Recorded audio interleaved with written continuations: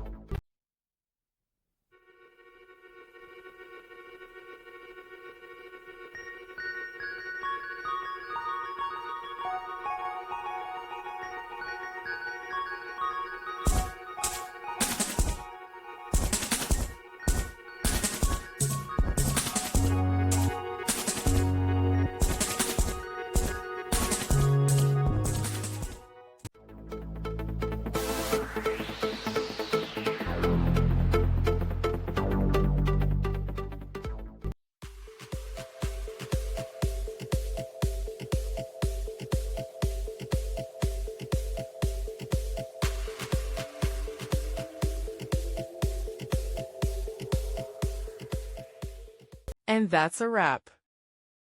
I hope you found the answer you were looking for. If you did, take a second to hit that subscribe button. It really helps out. And let me know in the comments which solution worked best for you. See you next time in the debug zone.